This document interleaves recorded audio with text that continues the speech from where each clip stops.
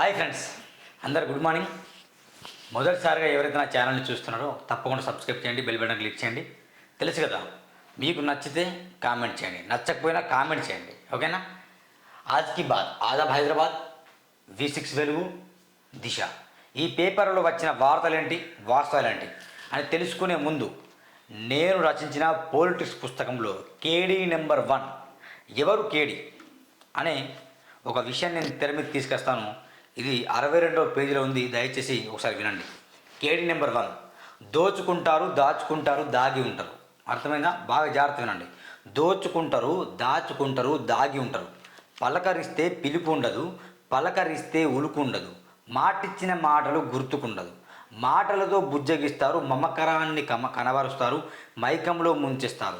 మేమున్నాం మీకు అంటారు, మేమంతా మీ కొరకే అంటారు. మనసు విప్పి మాట్లాడుదాం అంటే తర్వాత రా అంటారు. రాజకీయాలన్నీ వీరే తిప్పుతారు, కులాన్ని రెచ్చగొడతారు, మతాన్ని కంచుకోటగా చేసుకుంటారు. దోపిడి దౌర్జన్యానికి కారణం వీరని తెలిసిన, మాటిచ్చి ముంచుతున్నారని తెలిసిన, ఓటేసి గెలిపిస్తున్న ప్రజలే పిచ్చోళ్ళు అవుతున్నారు. మీరు లేకుండా రాజకీయాలు లేవు, మీరు లేకుండా ఆటలు సాగవు. ఓడినా గెలిచినా మీ చుట్టే ప్రజలు ఉంటారు. నాయకునికి కుడి భుజం మీరు. మిమ్మల్ని బట్టే గెలుపు ఓటమి ఉంటుంది. మీరు ఎవరో కాదండి, మిమ్మల్ని బుడ్డా లీడర్లు అంటారు. ఇది నేను బుడ్డా లీడర్ గురించి రాసిన. అంటే కేసీఆర్ ఇక్కడ ముఖ్యమంత్రి కావచ్చు, గతంలో పరిపాలన ముఖ్యమంత్రి కావచ్చు, నేడు పరిపాలిస్తున్న ముఖ్యమంత్రి కావచ్చు, ఎమ్మెల్యేలు కావచ్చు, ఎంపీలు కావచ్చు, మంత్రులు కావచ్చు. వీళ్ళు ఒక ఎత్తు అయితే వీళ్ళ కింద పనిచేసే చిన్న చిన్న క్యాడర్ ఉంటుంది. గ్రామాల్లో కావచ్చు, మండలాల్లో కావచ్చు, లేకుంటే జిల్లా పరిషత్ లెవెల్లో కొంత క్యాడర్ ఉంటుంది, పార్టీ క్యాడర్. వాళ్ళు అసలైన అవినీతి పరులని నేను అంటున్నాను. ఇప్పుడు పేపర్లలో కావచ్చు, లేకుంటే వ్యవస్థలో ఇప్పుడు చూస్తే కేవలం మంత్రులు దోచుకోవాలని చెప్పి మంత్రుల మీద ఈడీ దాడులు, బోడి దాడులు, కేడి దాడులు, ఏదో దాడులు జరుగుతున్నాయి, ఓకేనా. మరి ఎమ్మెల్యేల మీద, ఓకేనా, అప్పుడున్న ఎంపీల మీద, లేకుంటే గ్రౌండ్ స్థాయిలో పనిచేస్తున్న ఎంపీపీల మీద, జెడ్పీసీల మీద వాళ్ళు ఎన్నో భూ కబ్జాలు చేశారు, వాళ్ళు ఎంతో అవినీతి చేశారు. వాళ్ళ గ్రామాన్ని, వాళ్ళ మండలాన్ని, వాళ్ళ నియోజకవర్గాన్ని భ్రష్టు ప్రకటించినప్పుడు వాళ్ళ పాత్ర ఎంతో ఉంది. మరి వాళ్ళపైన ఎందుకు దాడులు జరగకూడదు? వాళ్ళపైన స్థానికంగా ఉండే కోర్టులలో వాళ్ళపైన కేసులు నమోదు చేయాలి. సమాజాన్ని వాళ్ళు ఎట్లా నాశనం చేసినా బయటికి రావాలి. కేవలం మంత్రుల విషయాలే, కేవలం గతంలో పనిచేసిన ముఖ్యమంత్రి విషయంలో గతంలో పనిచేసిన మంత్రులు వాళ్ళే బయటకు వస్తున్నాయి. వాస్తవానికి గ్రౌండ్లో పనిచేసిన కొందరు బుడ్డలు ఉంటారు, వాళ్ళే అసలు ఈ నాయకులకు సహకరిస్తారు. అందుకే వాళ్ళ గురించి నేను రాసినది. నాయకుడి కుడి భుజబలం మీరే, మిమ్మల్ని బట్టే గెలుపు ఓటమి ఉంటుంది. మీరు ఎవరో కాదండి, మిమ్మల్ని బుడ్డాలు అంటారు. కబ్జాలో కింగ్ మీరే, లాభాల్లో మీ వాట మీకే, కాంట్రాక్టర్లో మీ కమిషన్లు మీకే. అవినీతిని నడిపించే ముందు వరుసలో ఉంటారు. నిజాయితీగా ఉండేవారు వందల్లో ఒకరు ఉంటారు. 2 పడవల మీద వెళ్తూ ఉండేవారు వందల పదుల సంఖ్యలో ఉంటారు. మీరు అన్ని పార్టీలో ఉంటారు. ఊసర వెళ్ళే రంగులు మార్చేస్తుంటారు. సందర్భాన్ని బట్టి మీరు మారుతారు. మీరే అసలైన అవినీతి పరులు అని చెప్పేసి నేను ఇది రాసిన పుస్తకం. ఇది గమనించండి. ఎవరి కమిషన్లు వాళ్ళకి వెళ్తాయి. కింద స్థాయి అంతెందుకు, కాంగ్రెస్ పార్టీ అధికారంలో వచ్చిన తర్వాత ఓడిపోయిన బీఆర్ఎస్ ఎమ్మెల్యేలు కాంగ్రెస్ పార్టీలో చేరారు. ఎందుకు? బీఆర్ఎస్లో ఉన్నప్పుడు వాళ్ళు దోచుకున్నారు. వాళ్ళు అదే బీఆర్ఎస్లో ఓడిపోయినా కొనసాగితే వాళ్ళ మీద చర్యలు తీసుకుంటారు. ఎవరు? ఇప్పుడున్న రేవంత్ రెడ్డి గారు. అదే కాంగ్రెస్లో వస్తే వీళ్ళు మంచోర్రా భయ్ అంటారు. ఇది పార్టీల విధానం. ఇది పార్టీల పనితీరు ఇప్పుడు. అందుకే కొందరు ఏం చేస్తారు, బీజేపీ అధికారంలో వచ్చింది, చలో ఎంపీలు అందరూ ఓడిపోయిన ఎంపీలు మళ్ళీ బీజేపీలు వెళ్తారు, కంట్రోల్ కప్పుకుంటారు. ఎందుకు? వాళ్ళ మీద ఏం దాడులు జరగదు, వాళ్ళు సంపాదించుకోవాలి, వాళ్ళ కాంట్రాక్టులు, వాళ్ళ కమిషన్ వాళ్ళకి వెళ్ళాలని. ఇది పార్టీల పనితీరు ఫ్రెండ్స్. ఏ రాజకీయ నాయకుడు మంచోడు కాదు. అందరు దుర్మార్గులే, అందరు దొంగలే, అందరూ ఓటు నోటు ఇచ్చి గెలిచిన వారే, అందరూ ప్రజలకు హామీలు ఇచ్చి మాటిచ్చి మభ్యపరిచేవారే. కాబట్టి దయచేసి వినండి. సూరన్న టీవీ ఎప్పుడు ప్రజల పక్షాన్ని కొట్లాడుతుంది. సూరన్న టీవీ ఎల్లప్పుడూ ప్రజల సంక్షేమం కొరకు పోరాడుతుంది. సూరన్న టీవీ ఎల్లప్పుడూ ప్రజల యొక్క జీవన విధానాలపై చూపే సమస్యల భారం గురించి మేము ప్రశ్నిస్తుంది, ఓకేనా. దయచేసి వినండి. ఆజ్కి బాత్ చదువుదాం. గిదేంది సారు గింత పొరపాటు చేస్తే ఎట్లా? పుస్తకాల్లో మీ పేర్లు ఫోటోలు పెట్టులేంది, మళ్ళీ దాంట్లో తప్పులు దొరలేని నాలుగు కురుసుకుంటు దేనికి? గిసొంటివి ఏమైనా ఉంటే ముందుగానే చూసుకోవాలిగా. మస్తు ఉంది మస్తు మంది మంత్రులు వస్తుంటారు, పోతుంటారు. దరిద్రం బాగలేక రాష్ట్రానికి సీఎం సారు మారితే ఏం చేస్తారు? మీరేమైనా ఇంట్లోకెళ్ళి పైసలు పెట్టి పుస్తకాలు అచ్చు చేపిస్తున్నారా? లేకుంటే మీరేమన్నా దేశం కోసం ప్రాణం ఇచ్చిండ్రా? మేధావులు గొప్పలు అయితే మీ ఇంటి ముందర పెద్ద పెద్ద బోర్డులు పెట్టుకొని దాని మీద తాటికాయలు లాంటి అక్షరాలతో చెక్కించుకోర్రి. ప్రజల సొమ్ముతో పిల్లలకు పంచే బుక్స్లో మీ జోలి ఎందుకు? అయినా అధికారులకు అనాలే గిదానికి. మీరు బొచ్చడి పుస్తకాలు చదివి సివిల్ పరీక్షలు రాసి మంచి నౌకరు తెచ్చుకున్న మీకన్నా తెలివి ఉండాలి. తెలివి ఉండాలి కదా. మీరందరూ చేయబట్టి లక్షల పుస్తకాలు నాశనం చేసే జర పైసలన్నీ గంగలో కలుపుతారు. ఈ మొత్తానికి అధికారులం కావచ్చు, ప్రస్తుతం ఉన్న పార్టీ అంటే బుక్స్లో అవకతవకలు జరిగాయి. అంటే ఇలాంటి అవకతవకలు కేసీఆర్ మీద ముందు మాట ఉన్న పుస్తకాలు ఆల్రెడీ పుస్తకాలు స్కూల్కి పంపించారు. కాబట్టి గిదేం చేశారు, గిట్టెట్లా పంపిస్తారు. ఇప్పుడు సీఎం ఎవరు? రేవంత్ రెడ్డి. ఇప్పుడు కేసీఆర్ యొక్క ముందు మాట పంపిస్తే ఏమైనా ఉంటుంది? ఇజ్జత్ ఉంటుందా?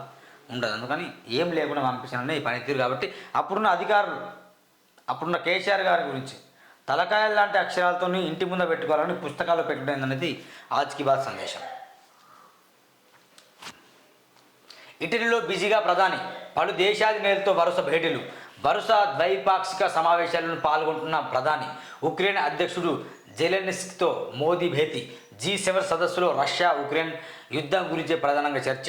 ప్రధానమంత్రిగా మూడోసారి బాధ్యతలు చేపట్టిన నరేంద్ర మోడీ ఫారెన్ టూర్లో ఫుల్ బిజీ అయిపోయారు.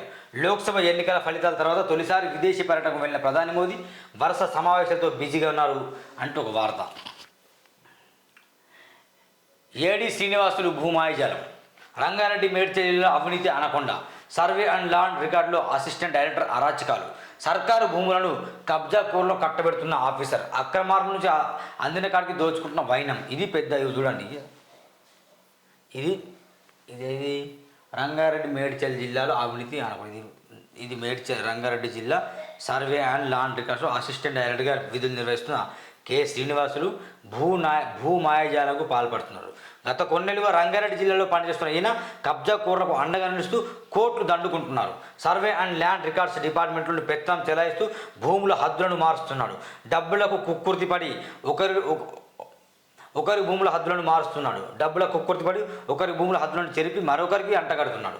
గవర్నమెంట్ భూములు అన్యాక్రాంతం కావడానికి కారణమయ్యాడు. ప్రభుత్వ భూములపై ప్రైవేట్ వ్యక్తులకు పురమాయించి వారి వద్ద నుండి పర్సంటేజ్ రూపంలో కోట్లు వసూలు చేస్తున్నాడు. సప్లిమెంటరీ సేతువాలు జారీ చేయడం, తప్పుడుగా హద్దులు చూపడం వంటి అనేక ఆరోపణలు రావడం జరిగింది. లక్షల్లో జీతం తీసుకుంటూ ఇంత తతాంగం చేస్తున్నాడు. రంగారెడ్డి జిల్లాలో ఏళ్లుగా పనిచేస్తున్న సారు అనేక అక్రమాలకు పాల్పడుతూ వస్తున్నాడు. ఇతనిపై చర్యలు తీసుకోవాలని ఉన్నతాధికారులకు ఆయన మేడ్చల్ జిల్లా ఇన్ఛార్జిగా అదనపు బాధ్యతలు అప్పగించడంపై అనేక అనుమానాలకు తావిస్తుంది. అవినీతి ఆనకుండా ఏడి శ్రీనివాసులపై పూర్తి ఆధారాలతో కథనం ద్వారా వెలుగులోకి తీసుకురానుంది ఆదాబ్ హైదరాబాద్. మా అక్షరం అవినీతిపై అస్త్రం. ఇది మొత్తం ఏడి శ్రీనివాస్ భూమాయిజాలం అన్నమాట. ప్రభుత్వ భూముల్ని కూడా ప్రైవేట్ వ్యక్తులకు ఇవ్వడం, వాళ్ళ నుండి కమిషన్ తీసుకోవడం, నా పేరు మీద నీ పేరు మీద, నీ పేరు మీద నా పేరు మీద రాయడం. ఎవరైతే తక్కువ ఉన్నారో, లేకుంటే ఎవరైతే తక్కువ కులవస్తులు ఉన్నారో, ఎవరైతే సామాజికంగా వెనుకబడి ఉన్నారో వాళ్ళ భూములు లాక్కొని బిల్డర్లకు ఇవ్వడం. ఇగో ఈయన చేస్తున్న ఈ పని. ఇతనిపై చర్యలు తీసుకోవాలి. ఇలాంటి వారి వల్ల ప్రభుత్వానికి లక్షల కోట్లు గండి పడుతుంది. ఈ విషయం తెలియట్లే ఆయనకి. కొంచెం రేవంత్ రెడ్డి గారు దయచేసి మీరు సీరియస్గా ఆలోచన చేసి ఇలాంటి ఎవరైతే ఉన్నారో బీఆర్ఎస్ హయాంలో పనిచేసిన దుర్మార్గులు కూడా కాంగ్రెస్ హయాంలో కూడా పనిచేస్తే కనుక పార్టీకి చెడ్డ పేరు వస్తుంది. అదేవిధంగా ప్రభుత్వ ఆదాయాన్ని గండి కొడుతుంది. ప్రభుత్వ ఆదాయాన్ని గండి కొట్టడం అంటే ప్రజల బతుకులు నాశనం అవుతున్నాయని అర్థం. ఆలోచించండి ఎంత దుర్మార్గులు అంటే వీళ్ళు. ఓకే, జమిలీ ఎన్నికలపై నజర్. రామ్నాథ్ కోవింద్ నేతృత్వంలోని ఉన్నత స్థాయి కమిటీ అధ్యయనం. త్వరలో కేంద్ర కేబినెట్ ముందు నివేదిక. మార్చి 15 రాష్ట్రపతి ముర్ముకు నివేదిక అందించిన కోవింద్ కమిటీ. 100 రోజుల అజెండాలో భాగంగా జమిలీపై స్పీడప్. కేంద్ర ప్రభుత్వం నిర్ణయంపై సస్పెన్స్. జమిలీ ఎన్నికలని గతంలో కూడా తెర మీదకి వచ్చింది. మరి ఇప్పుడు తెలిసి చూద్దామేమో. త్వరలో జరగబోతున్న 5 రాష్ట్రాల ఎన్నికలకు మరి జమిలీ ఎన్నికలు నిర్వహిస్తారా ఎట్లనేది సస్పెన్స్. ఇది బోనం ఎత్తనున్న భాగ్యనగరం. జూలై 7 నుంచి బోనాలు షురు. గోల్కొండ ఉత్సవాలతో ప్రారంభం. 1 నెల రోజుల పాటు గురు ఆదివారం నిర్వహణ. 9 రోజులు ప్రత్యేక పూజలు. టెక్స్ట్ బుక్స్లో మిస్టేక్స్. తెలుగు పాఠ్య పుస్తకాల్లో ముందు మాటలో తప్పులు. సీఎంగా కేసీఆర్, విద్యాశాఖ మంత్రిగా కడియం శ్రీహరి పేర్లు. ఆల్రెడీ 25 లక్షల బుక్స్ ప్రింటింగ్. తప్పులపై రేవంత్ సర్కార్ సీరియస్. దిద్దుబాటు చర్యలు చేపట్టిన విద్యాశాఖ. 2 అధికారులపై వేటు వేసి ప్రభుత్వం బరాబర్ వేటు వేయాలి. ఎందుకంటే కడియం సీఆర్ అయితే ఇప్పుడు ఉప ముఖ్యమంత్రి కాదు, సీఎం కేసీఆర్ అయితే మంత్రి కాదు, వీరు అసలు మంత్రులే కాదు. అయినప్పటికీ తప్పుడు లెక్కలు, తప్పుడు అంటే గతంలో ప్రింట్ చేసిన పుస్తకాలు కావచ్చు బహుశా అవి ఇప్పుడు అందజేస్తాను. తద్వారా ముందు మాటలు మొత్తం ఫస్ట్ పేజ్ చింపేస్తాను. అందుకే పాఠ్య పుస్తకాలు కూడా మొత్తం చేంజ్ చేయాలని చెప్పేసి రేవంత్ రెడ్డి గారు బాగా సీరియస్ అవుతాడు. బరాబర్ సీరియస్ అవుతాడు.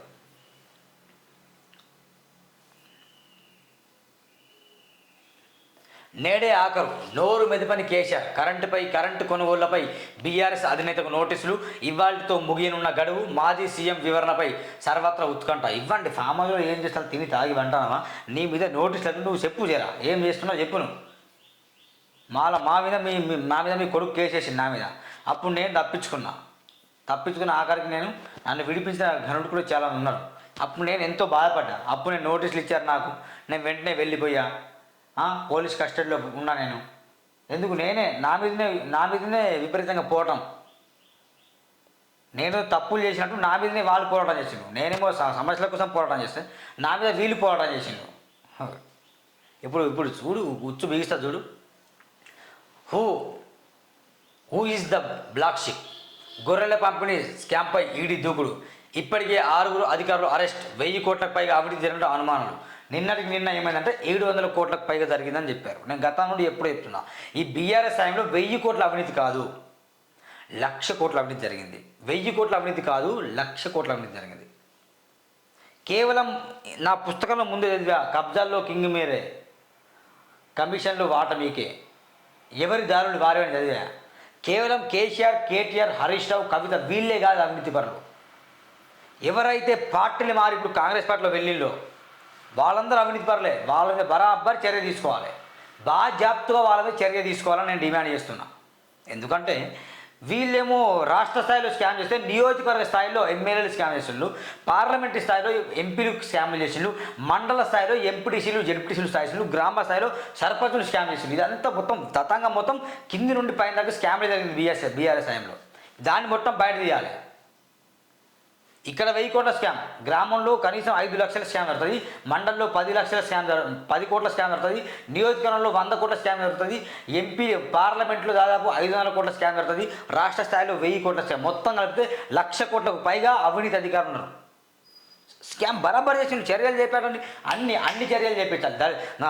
ఏది పల్లె ప్రకృతి వనాలు, దానికి వచ్చిన మొక్కలు ఎంత, నాటిన మొక్కలు ఎంత, ఇప్పుడు ఏం చేస్తాను అది. రైతు వేదికలు, ఆ భూములు ఎవరి బయటికి రావాలి. రైతు దేనికి పని చేస్తున్నా బయటికి రావాలి. హరితహారం పేరుతో స్కాములు జరిగాయి, అవి బయటికి రావాలి. దళిత బంధు లబ్ధిదారులు స్కాములు జరిగాయి, అది బయటికి రావాలి. అలా చెప్పుకుని పోతే ప్రతిదీ స్కామే జరిగింది. మిషన్ కాకతీయ చెరువుల పునరుద్ధీకరణ, చెరువుల పూడ్చికత, చెరువులు తవ్వడం, దాంట్లో స్కాములు జరిగాయి, అవి బయటకు రావాలి. ప్రతి గ్రామంలో ట్యాంక్ కడుతున్నారు, ఆ ట్యాంక్ కడితే సరిగా నీళ్ళు రావట్లేదు, దానికి బయట రావాలి. అలా చెప్పుకుంటూ పోతే గ్రామంలో సర్పంచ్ మొదలుకొని రాష్ట్రంలో కేసీఆర్ వరకు బీఆర్ఎస్ పార్టీల విధానంలో సర్పంచులు కావచ్చు, ఎంపీటీసీలు జెడ్పీటీసీలు కావచ్చు, ఎమ్మెల్యేలు, మంత్రులు, ఎమ్మెల్సీ ఎవ్వరు కూడా లేకుండా ఆఖరికి కలెక్టర్లు సైతం అవినీతి పరులు అయిపోయాడు, ఆర్డీఓలు కూడా అవినీతి పరులు అయిపోయాడు. అంత వ్యవస్థ దృష్టి మొత్తం గలీజ్ చేసి పడేసింది. సీఎం సార్ వేమిరెడ్డి నుండి మమ్మల్ని కాపాడండి. అమాయక రైతులను వేస్తున్న బీఆర్ఎస్ నాయకుడు. విఎన్ఆర్ ఏరోసిటీలో ప్లాట్లు కొంటే మోసమే. Champapet sub register VNR Aerocity venture రిజిస్టర్లు ఆపాలి. గోడు వెళ్ళబోసుకుంటున్న భూ యజమానులట. ఇక చూసాను, ఈయన బీఆర్ఎస్ అధికారట. ఇక జూమ్ చెప్తాను ఎవరు, ఇక భూ బకాసురుని బాధితులాట వీళ్ళందరూ.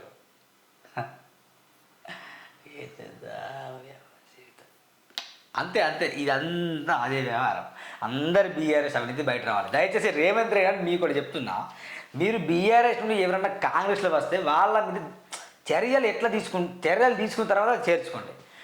మా నాయకుడు కొంచెం ఆయనకి కింద కులబలం ఉంది, లేకుంటే మతబలం ఉంది, లేకుంటే ఏదో ఉంది అని ఆయన మతలాభు చేస్తే కనుక మీరు వచ్చి పార్టీ కన్నా కాకపోతే ఆయన అవినీతి చూపించకుండా చూసాక బిడ్డ మీ పని కూడా దొంగలు పడతారు, మీ పని కూడా చేస్తారు ప్రజలు.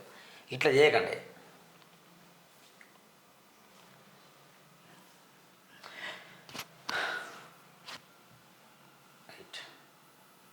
కవితతో కేటీఆర్ ములాఖత్. తీహార్ జైల్లో ఉన్న చెల్లెను కలిసిన మాజీ మంత్రి.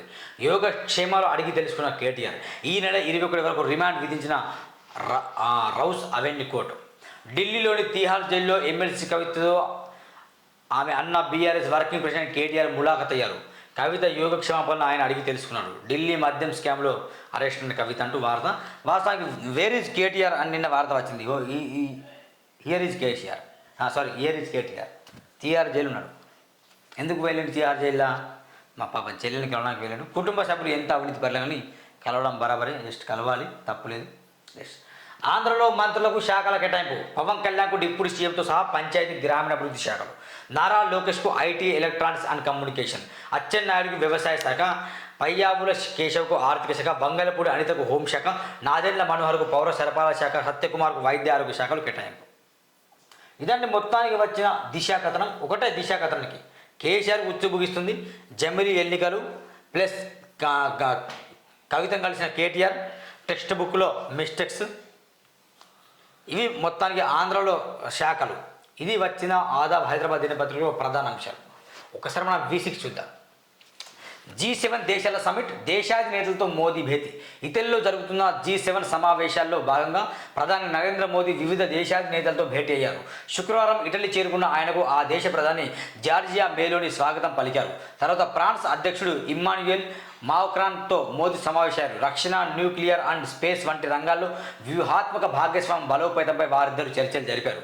బ్రిటన్ ప్రధాని రిషి సునాక్తో మోడీ సమావేశమయ్యారు. ఇండియా, యూకే వ్యూహాత్మక భాగస్వామ్యాన్ని మరింత బలోపేతం చేసుకోవడంపై ఇరు నేతలు చర్చించారు. ప్రధాని మోదీతో మాట్లాడుతున్న ఇటలీ ప్రధాని జార్జియా మేలోని.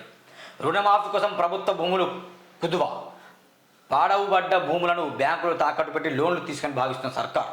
భూములు అమ్మడం కంటే తనఖా పెట్టడం మేలనే యోచన.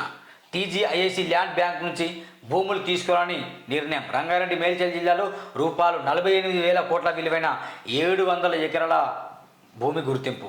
వీటిలో కొన్నింటిని తనఖా పెట్టి రూపాయలు 15,000 కోట్ల నుంచి 20,000 కోట్లు సమకూర్చుకొని ప్రణాళిక. ఇప్పటికే RBIతో సర్కారు సంప్రదింపులు. కేసీఆర్ డైరెక్ట్ భూములు కొనేవాడు, భూములు అమ్మేవాడు ప్రైవేట్ వాళ్ళకి. 500 కోట్ల భూమి 5 కోట్లకు అమ్మేవాడు. కొంచెం ఆయన కమిషన్ తీసుకునేవాడు, కలెక్టర్లకు కొంచెం, RDOలకు కొంచెం, ఇట్లా వెళ్ళేది వేసుకునేవాడు. ఆ విషయంలో తెర మీదకి విపరీతంగా వచ్చినప్పుడు ఆ స్కామ్లు కూడా ఇప్పుడు కేవలం విద్యుత్ కొనుగోలు స్కామ్ మాత్రమే బయటకు వస్తుంది. కవిత లిక్కర్ స్కామ్ ఎట్లా బయటకు వచ్చి జైలుకి వెళ్ళిందో ఇప్పుడు విద్యుత్ కొనుగోలు స్కామ్ బయటకు వచ్చింది. నెక్స్ట్ ఏంటంటే భూముల కొనుగోలు స్కామ్ బయటకు వస్తుంది. ఇది బాగా జాగ్రత్తగా చేస్తుంది. చూడండి, భూముల కొనుగోలు స్కామ్ హైటెక్ సిటీలో కావచ్చు, మణికొండలో కావచ్చు, రాయదుర్గలో కావచ్చు, కోకాపేటలో కావచ్చు, ఎన్ని భూములు అమ్ముకున్నారు, పార్టీల పేరుతో ఎన్ని భూములు అమ్ముకున్నారు, ఎన్ని భూములు ఎంత అమౌంట్కు ప్రైవేట్ వ్యక్తులకు అమ్ముకున్నారని కూడా త్వరలో బయటకు వస్తుంది. బాగా జాగ్రత్త బయటకు వస్తుంది. ఆ విషయంలో కూడా మంత్రులకు మొత్తం నోటీసులు వెళ్తాయి ఆల్రెడీ. ఆ విషయాలు తలసాని చిన్న తల జాగ్రత్త పెట్టుకో. ఇది వీళ్ళు మాత్రం భూములు తనఖా పెడతానంటే మరి చూద్దాం ఏమైతే. ఎందుకంటే రుణమాఫీ చేసేది ఉంది. రుణమాఫీ ఆగస్టు 15 నేను చేస్తాను, బాగా జాగ్రత్తగా రుణమాఫీ డిసెంబర్ 9 నేను చేస్తానని చెప్పి మాటిచ్చి మర్చిపోయిన రేవంత్ రెడ్డికి కూడా కొంచెం ప్రజల నుండి తీవ్ర వ్యతిరేకత ఏర్పడ్డది. మహిళలకు ఉచిత ప్రయాణం ఇచ్చినంత మాత్రాన కూడా రేవంత్ రెడ్డికి ఏదో వ్యతిరేకత ఏర్పడలేదు, కాంగ్రెస్ ప్రభుత్వం బాగుంది అనుకుంటే పొరపాటే. వ్యతిరేకత ఏర్పడింది కాబట్టి ఆగస్టు 15 లోపు, అంటే ఈరోజు ఎంత, ఈరోజు డేట్ ఆగస్టు, దాదాపు 2 నెలలు ఉంది. ఈ 2 నెలల కాలంలో రైతులకు ఒకే విడతగా 2 లక్షల రుణమాఫీ జరగాలి. అందుకోసం ఈ డబ్బు సమకూర్చుకోవాలని లెట్స్ చూస్తాను. వీడు రైతుల రుణమాఫీకి అవసరమైన నిధుల కోసం ప్రభుత్వ ప్రయత్నాలు చేస్తుంది. వృధాగా ఉన్న ప్రభుత్వ భూములను బ్యాంకులో కుదోబెట్టి లోన్లు తీసుకొని భావిస్తుంది. ఇట్లయితే రైతుల పంట రుణాలను ఒకేసారి మాఫీ చేయొచ్చని, ఆర్థిక పరిస్థితి మెరుగుపడగానే తనఖా పెట్టి భూములను మెల్లమెల్లగా విడిపించుకోవాలని ఆలోచన చేస్తుంది. ఈ మేరకు రంగారెడ్డి, మేడ్చల్, మల్కాజ్గిరి జిల్లాలో 700 ఎకరాలను ప్రభుత్వం గుర్తించింది. వీటి విలువ దాదాపు 48,000 కోట్లు ఉంటుందని అధికారులు అంచనా వేస్తున్నారు. వీటిలో కొన్ని భూములను బ్యాంకులో తనఖా పెట్టడం ద్వారా కనీసం 15,000 కోట్ల నుంచి 20,000 కోట్ల వరకు ఏకకాలంలో సమకూర్చుకోవాలని నిర్ణయించారు. ఇప్పటికే RBI గవర్నర్తో ఉన్నతాధికారులు సంప్రదింపులు జరుపుతున్నారు. RBI నుంచి గ్రీన్ సిగ్నల్ వచ్చే అవకాశాలు ఎక్కువగా ఉన్నాయని ఆఫీసర్లు చెబుతున్నారు. ఒకవేళ RBI ఓకే అంటే ఏండ్లలో పెండింగ్లో ఉన్న రైతుల పంట రుణాలు ఏకంగా మాఫీ అవుతాయి. సీఎం ముందు పలు ప్రతిపాదనలు. ఎట్టి పరిస్థితులను ఆగస్టు 15 తేదీలోగా రూపాయలు 2 లక్షల క్రాప్ లోన్లు మాఫీ చేస్తామని సీఎం రేవంత్ రెడ్డి హామీ ఇచ్చారు. ఈ క్రమంలో నిధుల సర్దుబాటు కోసం అన్ని మార్గాలను సర్కార్ అన్వేషిస్తున్నది. ఆర్థిక శాఖ ఇప్పటికే పలు ప్రతిపాదనలు సీఎం రేవంత్ రెడ్డి ముందు ఉంచింది. కేటీఆర్కు హైకోర్టు నోటీసులు. ఎమ్మెల్యేగా ఆయన ఎన్నిక చెల్లదంటూ కేకే మహేందర్ రెడ్డి మరో వ్యక్తి పిటిషన్లు. కొడుకుకు ఆస్తులు ఎట్లొచ్చాయో కేటీఆర్ చెప్పలేదని అభ్యంతరం. విచారణ 4 వారాలకు వాయిదా. సిరిసిల్ల బీఆర్ఎస్ ఎమ్మెల్యే కేటీఆర్కు హైకోర్టు నోటీసులు జారీ చేసింది. ఎమ్మెల్యేగా కేటీఆర్ ఎన్నిక చెల్లదంటూ కాంగ్రెస్ అభ్యర్థి కేకే మహేందర్ రెడ్డితో పాటు లగిశెట్టి శ్రీనివాసులు అనే మరో వ్యక్తి విడివిడిగా దాఖలు చేసిన పిటిషన్లను హైకోర్టు జస్టిస్ నామవరపు రాజేశ్వరరావు శుక్రవారం విచారించారు. కేసులో ప్రతి వాదన కేటీఆర్ రాష్ట్ర చీఫ్ ఎలక్టరల్ ఆఫీసర్ రిటర్నింగ్ అధికారి RDO కౌంటర్ దాఖలు చేయాలని ఆదేశించారు. ఇటీవలి అసెంబ్లీ ఎన్నికల్లో కేటీఆర్ దాఖలు చేసిన ఎలక్షన్ అఫిడవిట్లో ఆయన కొడుకు ఇమాన్స్ పేరిట ఉన్న ఆస్తులు ఎలా వచ్చో చెప్పలేదని పిటిషన్లు హైకోర్టు దృష్టికి ఇచ్చారు. అయితే హిమాంశు విషయం అంటే నాకు ఒకటి గుర్తొస్తాను. హిమాంశు కూడా మేజర్ కాకముందే ఆయన కొన్ని ఎకరాలు కొన్నాడట. అది ఎలా సాధ్యం? ఆయన ఏం జాబ్ చేసిండు హిమాంశు? ఏదో ఇంగ్లీష్లో పాట పాడిండు అంతే, ఏదో ఇంగ్లీష్లో పాట పాడిండు. ఆయన ఎట్లా సంపాదించండు? హాస్పిటల్ ఎట్లా సంపాదించండు? ఎకరాల భూములు ఎట్లా ఉన్నాడు మేజర్ కాకముందే? అది బయటికి రావాలి. నేను చెప్పాను కదా, రానున్నది లిక్కర్ స్కామ్ అయిపోయింది, విద్యుత్ స్కామ్ అయిపోయింది, నెక్స్ట్ భూముల స్కామ్ వస్తుంది. అందరూ అరెస్ట్ అవుతారు. అరెస్ట్ కావాలి, ఇప్పుడు బరాబర్ అరెస్ట్ కావాలి. 3 నెలల వరద నీటి కోసం 1000 కోట్లు ఖర్చా, ప్రాణాయిత ఎందుకు పక్కన పెట్టిన జస్టిస్ పీసీ ఘోష్, రిటైర్డ్ ఇంజనీర్ల నివేదికపై ఎందుకు చర్యలు తీసుకోలేదు? 2015 నిపుణుల కమిటీ రిపోర్టును గత సర్కారు దాచినపై అనుమానం, ఆ రిపోర్టు వెంటనే తమకు ఇవ్వాలని రాష్ట్ర ప్రభుత్వం ఆదేశాలు.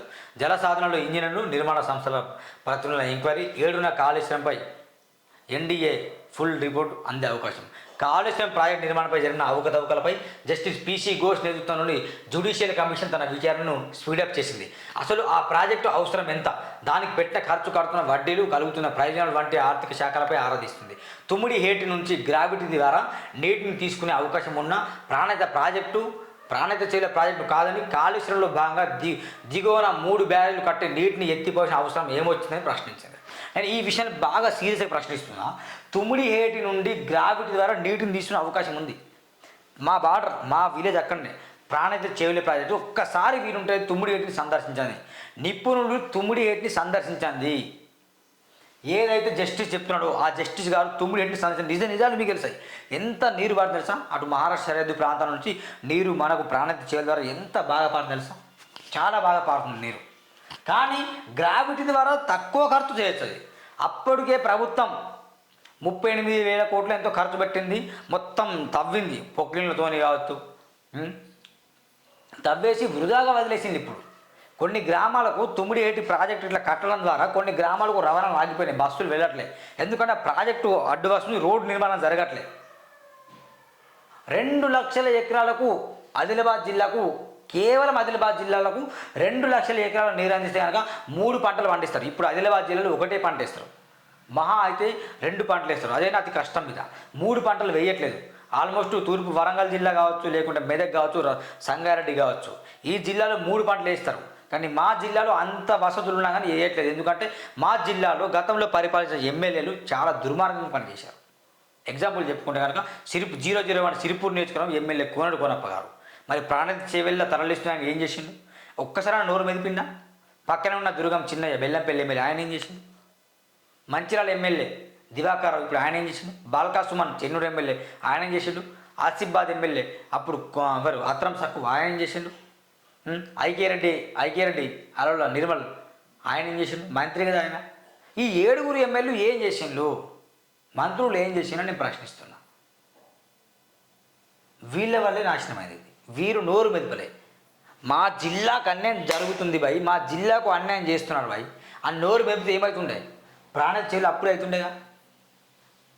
మా జిల్లాకి ఏమైనా ఇంకా బరాబర్. మీరు కేసీఆర్ నువ్వు ఆడనే కట్టుకో, కాళేశ్వరం అటువైపే కట్టుకో, పెద్దపల్లి మహారాష్ట్ర ఆడనే కట్టుకో, పెద్దపల్లి అంటే దగ్గరలో అక్కడనే కట్టుకో, అది సపరేట్ కట్టుకో. అది కాంగ్రెస్ పార్టీ సాధన చేసింది కదా, దాన్ని మనం మళ్ళీ పునరుద్ధరిస్తే అంత కమిషన్లు రావు కదా.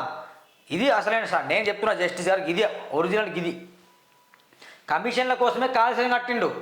ప్రాణహిత చేవెళ్ళం కడితే మాత్రం వాళ్ళ కమిషన్లు అందకపోతుండే. ఆల్రెడీ సగం పూర్తయింది, ఇంకో సగం పెడితే అయిపోయింది. మొత్తం గ్రావిటీ ద్వారా రాష్ట్రానికి నీళ్ళు అందజేయచ్చు, ప్రాణహిత నుండి చేవెళ్ళ నీళ్ళు అందజేయచ్చు. అసలైన స్టోరీ ఇది. కాళేశ్వరం కట్టింది కమిషన్ల కోసం, వేరే పని కోసం కాదు. మా ఎమ్మెల్యే దుర్మార్గులు మొద్దు నిద్ర పోతాం, అందుకే ప్రశ్నించలే.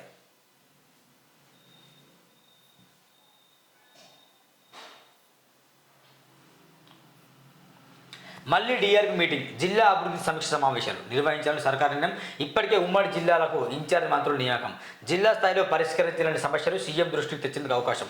డిఆర్పీ మీటింగ్స్కు మినీ అసెంబ్లీ గుర్తింపు. 10 ఏళ్ళు పక్కన పెట్టిన గత బీఆర్ఎస్ ప్రభుత్వం. డిస్టిక్ రివ్యూ కమిటీ మీటింగ్స్ నిర్వహించాలని ప్రభుత్వం నిర్ణయించింది.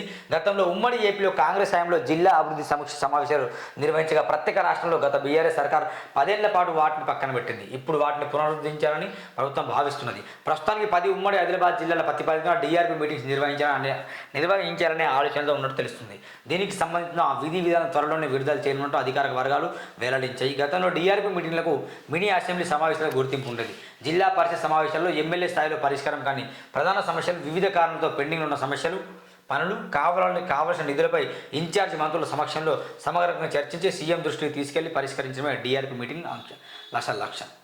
జూలై 2 వారంలో అసెంబ్లీ కేంద్ర బడ్జెట్కి అనుగుణంగా రాష్ట్ర బడ్జెట్ పెట్టేందుకు ఏర్పాట్లు, విద్యాశాఖ, వ్యవసాయ శాఖ కమిషన్లతో పాటు రైతు భరోసా, రైతు రుణమాఫీ ధరని 6 చట్టాలపై చర్చలట. ఎప్పుడు జూలై 2 వారంలో అట. ఎందుకంటే ఆగస్టులో రుణమాఫీ చేయాలి కదా, అందుకని. రన్నింగ్ బస్సు దిగుతూ ఇంటర్ స్టూడెంట్ మృతి. కాలేజీకి వెళ్ళిన తొలి రోజే ఓ ఇంటర్ స్టూడెంట్ ప్రమాదానికి గురై చనిపోయింది. హైదరాబాద్లోని రన్నింగ్ బస్సు నుంచి దిగేందుకు ప్రయత్నించి ప్రమాదవశాత్తు బస్సు చెక్కల కింద చనిపోయింది. ఎందుకంటే హైదరాబాద్ బస్సులు ఇక వృత్తిని ఉంటాయి, ఇక దిగేతోడు దిగాలి, హసిచోడు కావాలి. హైదరాబాద్ అట్లుంటుంది. ఎందుకంటే ట్రాఫిక్ ఉంటుంది కదా. దయచేసి బస్సు డ్రైవర్లు కొంచెం ఒక 10 సెకండ్లు ఆపండి. దిగేటోడు దిగుతుంటాడు, ఎక్కేటోడు ఎక్కుతుంటాడు. రన్నింగ్ బస్సు ఎందుకంటే గతంలో చాలామంది కూడా నేను దగ్గర ఉండి కళ్ళతో చూశాను అలాంటి ఘటనలు. 5 రోజులు భారీ వర్షాలు. రాష్ట్రంలో వచ్చే 5 రోజుల పాటు భారీ వర్షాలు కురిసే అవకాశం ఉందని వాతావరణ శాఖ తెలిపింది. నైరుతి రుతుపవనాలు రాష్ట్రమంతా చురుగ్గా ఉన్నాయని పేర్కొంది. పలు జిల్లాలకు ఎల్లో అలర్ట్ జారీ చేసింది. సైన్యం చేతికి నాగాస్త్రం. భారత సైన్యం చేతికి మరో అత్యాధునిక ఆయుధం అందుబాటులోకి వచ్చింది. మానవ రహిత డ్రోన్ల వ్యవస్థ యుఏవి ఆధారంగా గగన తలం నుంచి దాడి చేసేందుకు ప్రత్యేకంగా తయారు నాగాస్త్ర 1 సైన్యం అమ్ముల పొదిలోకి చేరింది. తలసానికి బిగిస్తున్న గొర్రెల ముచ్చు బిగించాలి. తలసాని అందుకే చెప్తున్నా, తలసాని నీ తల ఎక్కడుంది, నీ మెదడు ఎక్కడ పని చేస్తుంది, మోకాల్లో పని చేస్తున్నా లేకుంటే నీ తలకాయలు ఉన్నాయి మన మెదడు. లేని గొర్రెలు చూపి స్కామా 700 కాదు 1000 కోట్ల స్కామ్ జరిగిందట. ఆయన మంత్రిగా ఉండగానే స్కీములు భారీ అవినీతి. 2 ఉన్నత అధికారుల డైరెక్షన్తోనే మొత్తం వ్యవహారం. మనీ ట్రాన్సాక్షన్తో ఎంట్రీ ఇచ్చిన ఈడీ ఫైల్ ఇవ్వాలంటూ పశుసంవర్ధక శాఖ డైరెక్టర్కి నోటీసులు. వీళ్ళందరూ అమ్ముడు పోయి ఉంటారు బహుశా. 6 ఏళ్ల చిన్నారిపై రేప్, మర్డర్. పెద్దపల్లి జిల్లాలో దారుణం. 6 బయట నిద్రిస్తున్న బాలికను కిడ్నాప్ చేసి మిల్లు డ్రైవర్ ఆగాయిత్యం. సీసీటీవీలోని కిడ్నాప్ దృశ్యాలు, నిందితులు అరెస్ట్. ఫోక్సో చట్టం కింద కేసు పెట్టండి సీఎం రేవంత్. బాధిత కుటుంబాన్ని న్యాయం చేస్తామని హామీ. 6 ఏళ్ల బాలికను కిడ్నాప్ చేసి అత్యాచారానికి పాల్పడి చంపేశాడు దుర్మార్గుడు. గురువారం అర్ధరాత్రి పెద్దపల్లి జిల్లాలో సుల్తానాబాద్ మండలంలోని కట్నాపల్లి గ్రామంలో ఈ ఘోరం జరిగింది. ఆసిఫాబాద్ జిల్లా దహేగాం మండల కేంద్రానికి చెందిన ఓ కుటుంబం బతుకుదేరు కోసం కట్నాపల్లి శివారులోని రైస్ మిల్లులో వారం కింద పనిలో చేరింది. గురువారం రాత్రి భారీ వర్షం వచ్చి తగ్గిన తర్వాత రూములోకి ఉక్కపడింది. ఆ కుటుంబం మిల్లు ఆవరణలో 6 బయట పడుకుందాడ. ఇది ఎన్నో పేజీలు, 4 పేజీలు చదువుతా వినండి, ఎందుకంటే మొత్తం స్టోరీ తెలవాలి. 4 పేజీలో 6 బయట పడుకున్న తర్వాత ఏమైంది, 2, 3 పేజీ, 4 పేజీ.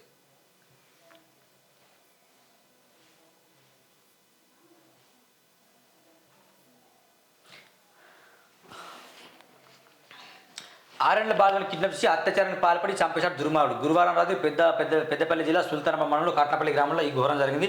ఆసిఫాబాద్ జిల్లా దహేగాం మండలం కేంద్రానికి చెందిన ఓ కుటుంబం బతుకుతెరువు కోసం కట్నపల్లి శివారులోని రైస్ మిల్లు వారం కింద పనిలో చేరింది. గురువారం రాత్రి భారీ వర్షం వచ్చి తగ్గిన తర్వాత రూమ్లో ఉక్కపడి ఆ కుటుంబం మిల్లు ఆవరణలో 6 బయట పడుకుంది. వారు నిద్రపోవడం గమనించిన పక్క మిల్లులో డ్రైవర్గా పనిచేసే బీహార్ రాష్ట్రం ఉజ్జయిని జిల్లాకు చెందిన వినోద్ మహారి అనే వ్యక్తి అందులో 6 ఏళ్ల పాపను కిడ్నాప్ చేశాడు. మిల్లు సమీపంలో నిర్మానుష్య ప్రదేశం తీసుకెళ్లాడు. అక్కడ చిన్నారిపై అత్యాచారం చేసి హతమార్చాడు.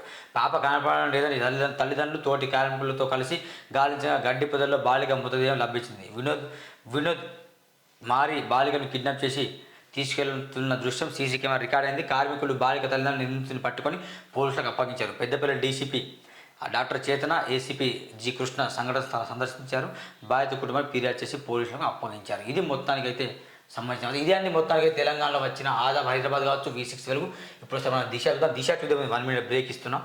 లెట్స్ ఒక్క జస్ట్ 10 సెకండ్లే.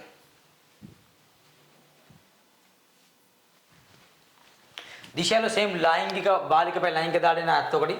ప్రాణహితను ఎందుకు పక్కన పెట్టారు చెప్పినాక, ప్రాణహితను ఎందుకు పక్కన పెట్టిండు, కమిషన్ల కోసమే కాళేశ్వరం కట్టిండు. ప్రాణహితుల కోసము ఎమ్మెల్యే కొనప్ప దుర్గం చిన్నయ్య కావచ్చు, బాలక సుమన్ కావచ్చు, ఐక్యరెడ్డి కావచ్చు, లేకుంటే కోవలక్ష్మి కావచ్చు, అత్రం సబ్ కావచ్చు, వీళ్ళందరూ మౌనం ఉన్నాడు. వీళ్ళందరూ ఏం ప్రశ్నించలేదు. మా ప్రజలు ఎట్లన్నా చచ్చిపోయి ఉమ్మడి ఆదిలాబాద్ జిల్లాకు 2 లక్షల ఎకరాలకు నీళ్ళు రాకుండా పర్లేదు, మీరు భాజపాతో కాళేశ్వరం కట్టడం అని చెప్పి ఇక్కడ ఉన్న ఎమ్మెల్యేలు మాత్రం నోరు మీద వెళ్ళి అందుకే కేసీఆర్కు ప్లస్ పాయింట్ అని ఆడ కమిషన్ దంచుకున్నాడు. ఇక్కడ ప్రాణహితం గాలికి వదిలేసింది. ఎందుకంటే ప్రాణహిత చేయలే మధ్యలోనే ఆగిపోయింది. అది కాబట్టి కమిషన్ రావు. ఇది మెయిన్ కథ. టీజీపీఎస్సీలో కోవట్లు కొందరు కోవట్లు ఉన్నారు టీజీపీఎస్లో. ఆ టీపీపీఎస్లో కోవట్లు ఉన్నారు, టీజీపీఎస్లో కొందరు కోవట్లు ఉన్నారు. ఆ వార్త చూడండి. సమాచారం లీక్ అవుతుందని అనుమానాలు ఇప్పటికే గుర్తున్న సెక్రటరీ వర్గాలు సీఎం రేవంత్ రెడ్డి దృష్టికి విషయం. త్వరలో గ్రూప్ మెంట్స్ సర్కార్ అలర్ట్. కొన్ని రోజులుగా సదరు అధికారులపై ఫోకస్. వారి పనితీరు కదలికపై ముఖ్యమంత్రి ఆరాట. ఇది కేటీఆర్ హైకోర్టు నోటీసు జరిగింది. వచ్చే నెల 22 బడ్జెట్ కేంద్ర బడ్జెట్ తెలుసు. వాయనాడ్ బరిలో ప్రియాంక, ఆ స్థానానికి రాహుల్ రాజీనామా చేసే ఛాన్స్. రాయవల్లిలో ఎంపీగా